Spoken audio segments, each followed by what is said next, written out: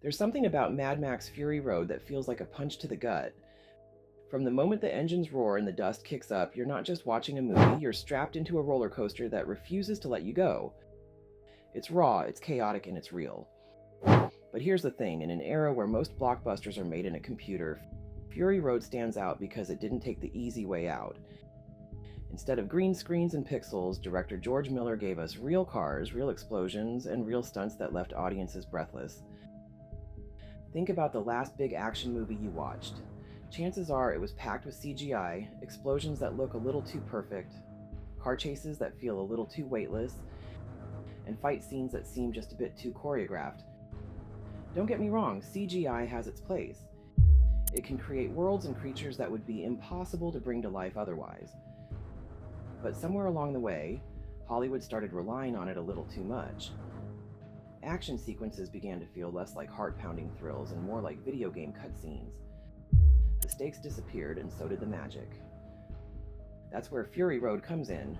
George Miller, the mad genius behind the Mad Max franchise, decided to go old school.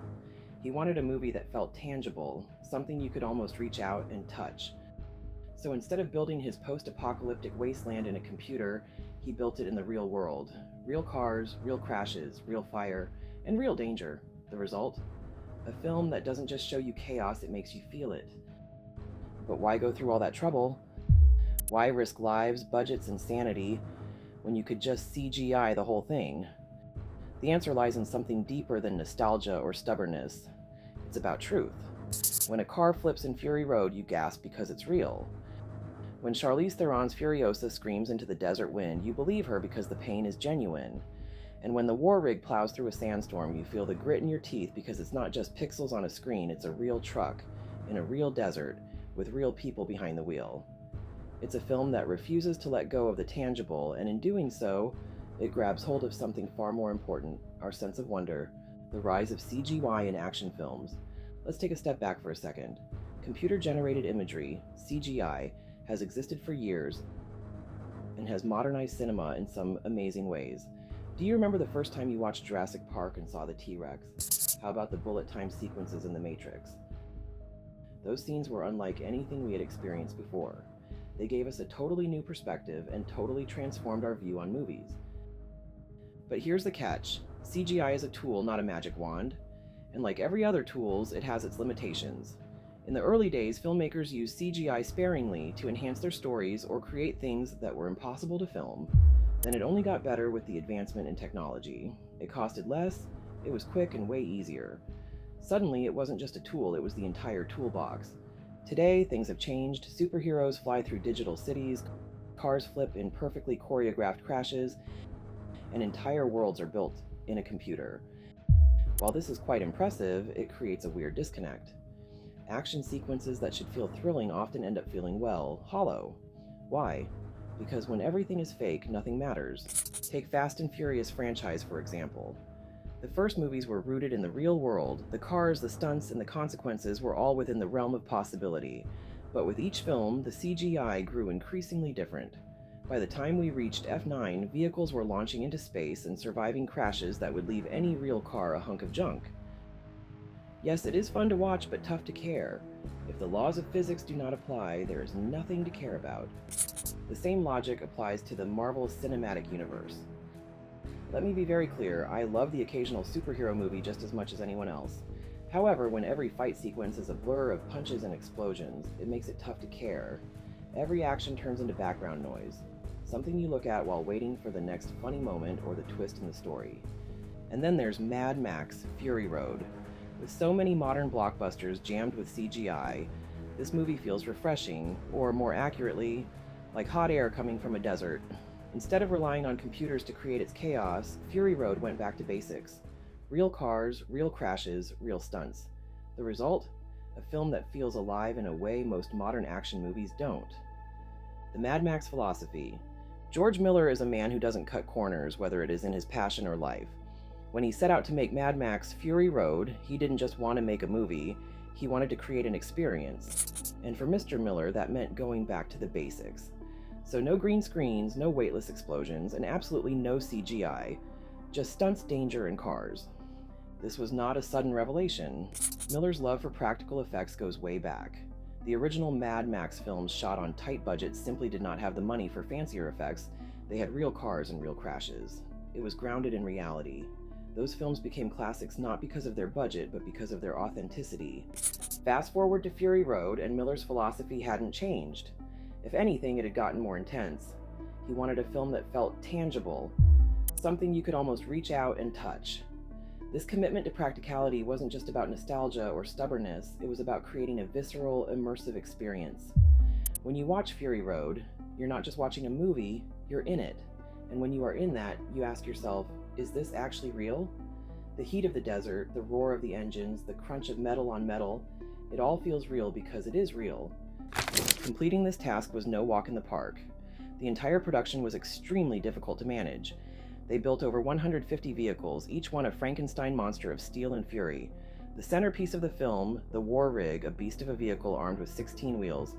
This vehicle was a tanker truck that was designed with spikes, plated armor, and a functional V8 engine.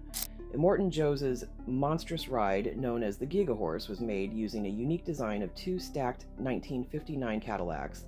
These weren't just props, they were characters in their own right. And then there was the location. Rather than shooting in a controlled environment studio, Miller's crew was taken to the Namibian desert. Sandstorms halted filming for weeks. Temperatures rounded a shocking 120 degrees Fahrenheit, and the crew along with the cast was forced to endure weeks of grime-coated isolation. But to everyone's surprise, these harsh conditions had become a character themselves. When Furiosa, played by Charlize Theron, screams into the dust-filled wind, it's not CGI, it's Namibia attempting to engulf her. Miller's philosophy was simple. Do it for real if it can be done for real. And this is the exact reason as to why so many people enjoy watching Fury Road. It is a film that does not cut corners, a film that makes viewers pay attention from start to finish. Stunt work of Fury Road. If Fury Road is best described as a chaotic blend of all things wild, then the stunt performers are its backbone. They are the individuals responsible for bringing Miller's masterpiece to life through flipping cars, launching actors into the sky, and choreographing some of the most jaw-dropping actions ever captured on screen. Take Polecat's Daughter example. Warboys don masked outfits, disturbing capes on them while moving rapidly between vehicles using poles, and hurling themselves into battle. Everything that is going on in this sequence is beyond reality. It is a mixture of extreme athleticism, acting, and a storytelling. The poles represent the suicidal tendencies of the boy's strong devotion to Immortan Joe by literally surrendering to his empire. In order to accomplish this, Miller hired Olympic gymnasts and Cirque du Soleil performers. These weren't just normal stunt performers. They were extremely specialized athletes who trained in extreme conditions. However, even they had boundaries. The poles were set on moving vehicles, which meant the performers had to deal with wind, dust, and the risk of crashing. Then there's the sandstorm chase. One of the most breathtaking sequences in the film is this one, a swirling hellscape of fire, debris, and lightning. How this sequence was done is far more impressive, though. The crew didn't use CGI. Instead, they created the storm using huge fans, colored lights, and airborne dirt. Only minor alterations, like having digital tornadoes weave through the destruction, were added. The outcome, a sequence that looks real because it is. And we cannot forget the War Rig crashes. This part of Fury Road is my favorite. Instead of flipping cars in a video game, the stunt team flipped real vehicles out in the desert. The War Rig, a colossal 16-wheeled monster truck, was put through the gauntlet. It smashed, flipped, and blew up in ways that would make any mechanic cry. They were characters. If you kicked them, they'd kick back. But the real stars of Fury Road are the actors. Tom Hardy, Charlize Theron, and Nicholas Hoult didn't just show up and let the stunt team do all the work. They got their hands dirty. Hardy did most of the driving stunts, while Theron spent weeks training for the physical demands of shooting in the desert. Hoult, who plays the manic war boy Nux, spent weeks learning how to hurl himself onto moving vehicles without breaking his neck. And then there's the danger. The production logged over 200 injuries, including broken bones, concussions, and a crew member's near-fatal collision with a truck. Theron permanently damaged her spine during a stunt, while Hardy accidentally asphyxiated a stuntman during a fight scene. How CGI was used. Let's clear one misunderstanding, Mad Max. Fury Road isn't free of CGI. George Miller isn't an anti-technology idealist who believes that computers are evil. He happens to be a filmmaker, and like every decent filmmaker, he knows that tools are only as good as how you use them. So while Fury Road is a homage to practical effects that also deploys CGI, though sparingly and only where it is truly needed. The key aspect here is enhance. CGI in FuryRoad is not there to substitute reality, but to improve it. Consider the film's famous sandstorm scene. The combination of chaos and dust, thunder and fire was made practically with large fans, dirt, and colored lights. But to fantastically enhance it, the VFX team added some non-visible magic. Next, there is the War Rig. This 16-wheeled beast is a fully functional vehicle constructed from scratch and driven through the Namibian desert. CGI cleans up the mess of crashing and flopping about, sometimes even blowing up the vehicle, but when it crashes, flips, or explodes, CGI steps in to clean up the mess. Safety wires are erased, debris is added, and the flames are made a little more dramatic. The goal isn't attempting to make something fake, it is about supercharging what is already real. Even Immortan Joe, the grotesque villain of the movie, benefits from this hybrid method. Key features of his tumors were indeed made in practical prosthetics, but his fetires were enhanced with VFX. To ensure he is even more disturbing, additional enhancements like sickly pallor and pulsating veins and other changes were made. Instead of looking real and horrifying, the character now feels like a nightmare in flesh. One of the best examples of how CGI is used effectively in FuryRoad is the color grading of the film. Every aspect of the wasteland is a character in itself, and Miller wanted the viewers to feel its presence. Therefore, instead of using natural lighting, the VFX team enhanced the colors. They changed the sky to be brighter, the sand more golden, and flames more vivid. These actions may seem small, but they impacted the movie as a whole greatly. The world of FuryRoad is enhanced, but also feels as though it is real. It is as if you can't quite rid yourself of the feeling that it is a dream. Why this matters? Why exactly does all of this matter? Why do we care about practical effects and real-life stunts done in the era of sophisticated computers? The answer goes deeper than nostalgia or spectacle. This is about reality. madmax. FuryRoad is not simply a film to watch, it is a full experience. Everything from the hot desert, tremorifying engines, to the collision of metal feels and is real. And that makes a difference. It is very true that the human brain processes reality versus fantasies in a different way, whether one wants to believe it or not. FuryRoad gets a gasp because of the utterly realistic maneuvering of cars. Furiosa, played by Charlize Theron, yelling into the dust-filled world strangled by her own anguish, is believable. You feel like sand is grinding in between your teeth when the War Rig drives into a sandstorm, and that's because it's not some ravishing pixels on the screen, it's a real truck in the desert with real humans in the world. Everything in between the scenes is influenced by this authenticity. The actors are not acting like they are in danger, they are in danger. Tom Hardy, Charlize Theron, and Nicholas Hoult didn't simply show up to the filming and let the stunt team take control completely. They got their hands dirty, performing their own stunts and reacting to real chaos. And that makes a difference. When Hardy's Max snarls and growls, it's not just acting, it's survival. When Theron's Furiosa screams in rage, it's not just a performance, it's a release.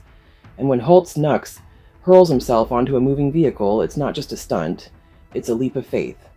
This authenticity also extends to the audience. When you watch FuryRoad, you're not just a passive observer, you're a participant. The film grabs you by the throat and refuses to let go. It's an experience, not just a movie, and that's why it matters. Compare this to most modern blockbusters, where action sequences often feel weightless and disconnected. When everything is fake, nothing matters. The stakes disappear, and so does the magic. But FuryRoad proves that when you keep it real, you create something extraordinary. So, what do you think about this? Let us know in the comments section below, and make sure to like the video and subscribe to the channel.